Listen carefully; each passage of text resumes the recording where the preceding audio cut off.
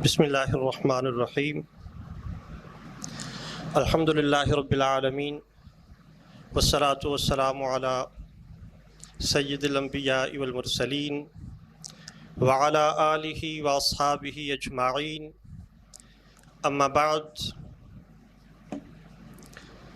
محترم مکرم معزز اساتذہ کرام اور مجلس علماء نظامیہ پاکستان کے ممبران، السلام علیکم ورحمۃ اللہ وبرکاتہ۔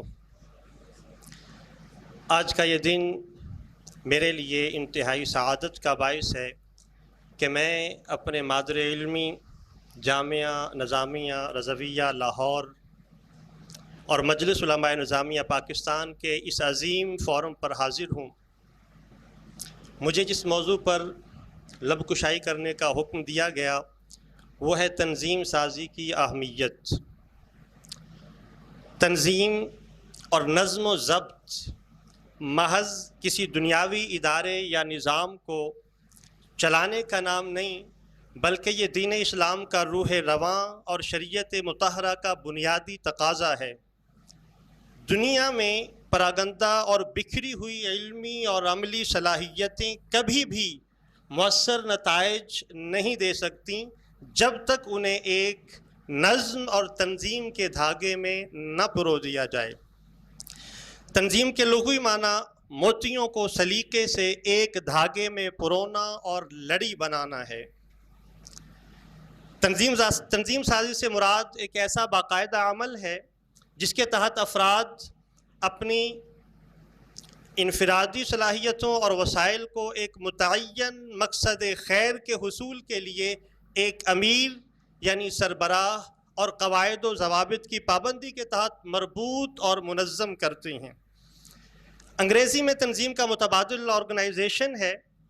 آرگنائزیشن یہ لفظ یونانی اور لاطینی زبان کے لفظ آرگینن یا آرگینم سے ماخوذ ہے، جس کا معنی آرگن یعنی عضو ہے، یعنی جیسے انسان کے مختلف اعضاء دل، دماغ، ہاتھ، چہرہ، پاؤں یہ مل کر ایک زندہ جسم کی تشکیل کرتی ہیں، بالکل اسی طرح الگ الگ افراد مل کر ایک متحرک تنظیم بناتے ہیں۔ سامعین محترم، آپ یہ بھی جانتے ہیں کہ تسبیح کے دانوں کا حسن اور ان کی طاقت اسی وقت تک قائم ہے جب تک وہ دھاگے میں پروئے ہوئے ہیں۔ اگر دھاگا ٹوٹ جائے تو دانے بکھر کر ضائع ہو جاتے ہیں۔ ہماری صلاحیتوں کا بھی یہی معاملہ ہے۔ ایک ہو جائیں تو بن سکتی ہیں خورشید مبیں، ایک ہو جائیں تو بن سکتی ہیں خورشید مبیں، ورنہ ان بکھرے ہوئے تاروں سے کیا کام بنے۔ گرامی قدر حضرات، بحیثیت مسلمان تنظیم سازی کا تعلق ہماری زندگی کے ہر شعبے سے ہے۔ اسی لیے قرآن مجید نے جگہ جگہ وحدت، اجتماعیت، نظم اور صف بندی کی اہمیت کو اجاگر فرمایا ہے۔ اس حوالے سے چند آیات مبارکہ پیش کرنے کی سعادت حاصل کروں گا۔ اختصار کے ساتھ اشارتاً سورہ آل عمران آیت نمبر 103 میں اللہ تعالیٰ ارشاد فرماتا ہے وَاعْتَصِمُوا بِحَبْلِ اللَّهِ جَمِيعًا وَلَا تَفَرَّقُوا۔ سورہ الصف آیت نمبر 4 میں اللہ تعالیٰ ارشاد فرماتا ہے إِنَّ اللَّهَ يُحِبُّ الَّذِينَ يُقَاتِلُونَ فِي سَبِيلِهِ صَفًّا كَأَنَّهُمْ بُنْيَانٌ مَّرْصُوصٌ۔ سامعین محترم، سیسا پلائی ہوئی دیوار کی طرح صف بستہ ہونا اور اللہ کی رسی کو مل کر مضبوطی سے تھامنا یہ منظم تنظیمی ڈھانچے کے بغیر ممکن ہی نہیں ہے۔ اسی طرح سورہ آل عمران آیت نمبر 104 میں اللہ تعالیٰ ارشاد فرماتا ہے وَلْتَكُمْ مِنْكُمْ أُمَّةٌ يَدْعُونَ إِلَى الْخَيْرِ وَيَأْمُرُونَ بِالْمَعْرُوفِ وَيَنْهَوْنَ عَنِ الْمُنْكَرِ۔ دعوت و اصلاح کے لیے مستقل جماعت کا وجود یہ بھی ایک منظم تنظیم اور امیر کا تقاضا کرتا ہے۔ اسی طرح سورہ النساء آیت نمبر 59 کے اندر اللہ تعالیٰ مزید ارشاد فرماتا ہے اطیعوا اللہ واطیعوا الرسول واولی الامر منکم۔ یہ آیہ کریمہ ہمیں کیا سبق دیتی ہے کہ امیر، قائد اور سربراہ کسی بھی تنظیم کے لیے انتہائی اہم ہے۔ اسی طرح سورہ شورى آیت نمبر 38 میں اللہ تعالیٰ تنظیم کا ایک بنیادی اصول بیان فرماتا ہے وَأَمْرُهُمْ شُورَى بَيْنَهُمْ، اور ان کے کام باہمی مشورے سے چلتے ہیں۔ گویا آج کا ہمارا یہ اجلاس تنظیم کے اس قرآنی اصول کا عملی نمونہ ہے۔ ابھی قرآن مجید کی آیات سے جو روشنی ہم نے حاصل کی، اس کے بعد جب نبی رحمت صلی اللہ علیہ وآلہ وسلم کی سیرت طیبہ کو دیکھتے ہیں تو حضور علیہ الصلوۃ والسلام کی سیرت طیبہ بھی ہمارے لیے ایک باضابطہ اور منظم زندگی گزارنے کا درس ہے۔ اسی مناسبت سے چند احادیث کا خلاصہ آپ کے سامنے پیش کرنے کی جسارت کر رہا ہوں۔ سنن ابی داؤد کے اندر نبی رحمت صلی اللہ علیہ وآلہ وسلم ارشاد فرماتے ہیں، مفہوم حدیث ہے، جب 3 افراد بھی سفر پر نکلیں تو ان میں سے ایک کو اپنا امیر بنا لیں۔ اندازہ لگائیں، تصور کریں کہ جب 3 بندوں کے سفر میں بھی نظم اور امیر کی ضرورت ہے تو دین کے اتنے بڑے کام میں تنظیم کی کتنی ضرورت ہوگی، امیر کی کتنی اہمیت ہوگی۔ ایک اور مقام پر صحیح مسلم کے اندر نبی رحمت ارشاد فرماتے ہیں، تم پر اپنے امیر کی بات سننا اور ماننا لازم ہے، چاہے تم تنگی میں ہو یا آسانی میں۔ سامعین ذی وقار، تنظیمی نظم و ضبط کو قائم رکھنے اور اسے فعال بنانے کے لیے حضور کا یہ فرمان ہمارے لیے ایک رہنما اصول ہے۔ اسی طرح آخری حدیث پاک نبی رحمت صلی اللہ علیہ وآلہ وسلم فرماتے ہیں، اپنی صفیں سیدھی رکھو ورنہ اللہ تعالیٰ تمہارے دلوں میں اختلاف ڈال دے گا۔ صحیح بخاری کی یہ روایت واضح کرتی ہے کہ ظاہری صف بندی اور نظم و ضبط کا سیدھا اثر باطنی اتحاد اور قلبی یگانگت پر پڑتا ہے۔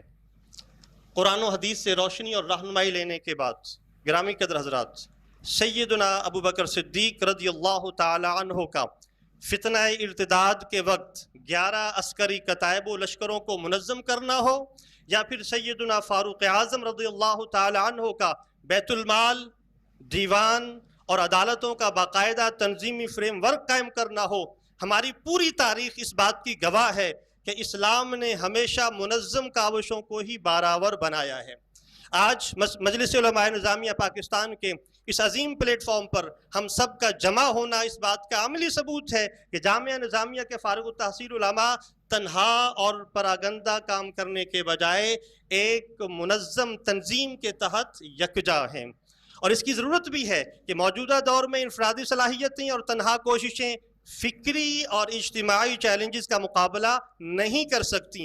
اگر ہمارے پاس مضبوط تنظیم سازی اور مرکزی نظم نہیں ہوگا تو ہم اپنی بے شمار علمی صلاحیتوں کے باوجود مطلوبہ نتائج حاصل نہیں کر سکیں گے۔ میں اپنی گفتگو کا اختتام ان الفاظ پر کرنا چاہتا ہوں جو زمانہ طالب علمی میں بزم رضا کے پلیٹ فارم سے میں نے سیکھے۔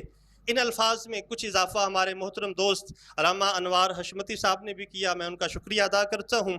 اس سونی سونی دھرتی پہ، یہ میری گفتگو کا خلاصہ بھی ہے، موضوع کی مناسبت بھی ہے۔ اس سونی سونی دھرتی پہ ظلمات نے پنجے گاڑے تھے، اس حبس کی ماری دنیا میں دم گھٹتا تھا انسانوں کا، ہر سانس میں خنجر رقصاں تھے جو سینہ سینہ چلتے تھے، ہر آنکھ میں آنسو پلتے تھے جو کریا کریا بہتے تھے۔ پھر ظلمت کے ان اندھیاروں میں ایک دیپ جلایا قدرت نے، وہ دیپ محمد کہلایا۔ یہ دیکھ کے ظلمت گاہوں سے ظلمات کے خوگر بھی نکلے، کہیں سے ابو جہل، کہیں سے عتبہ، کہیں سے شیبہ۔ یہ دیکھ کے ظلمت گاہوں سے ظلمات کے خوگر بھی نکلے، یہ سانپ سپولے سب مل کر تنہا اس دیپ پہ ٹوٹ پڑے۔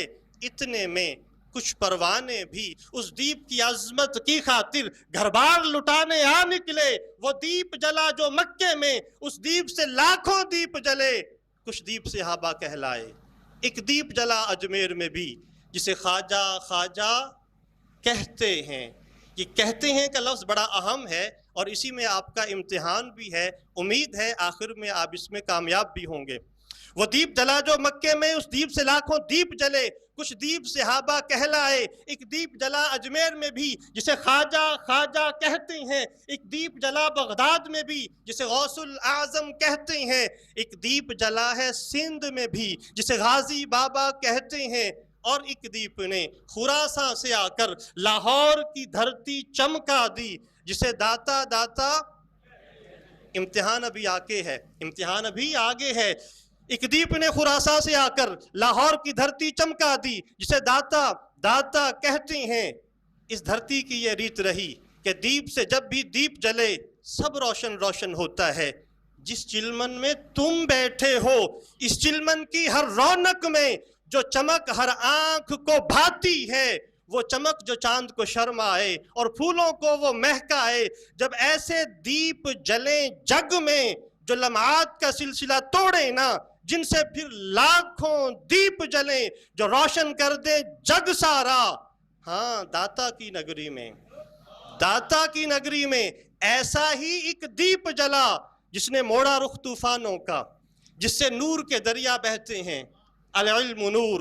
ہاں داتا کی نگری میں ایسا ہی ایک دیپ جلا جس نے موڑا رخ طوفانوں کا، جس سے نور کے دریا بہتے ہیں. اسے مفتی اعظم، اسے مفتی اعظم، اسے مفتی اعظم کہتے ہیں. ہم سب دیوانے اسی دیپ کے ہیں، ظلمات کے بندھن توڑیں گے. یہ دھڑکن جب تک زندہ ہے ہم آقا آقا بولیں گے.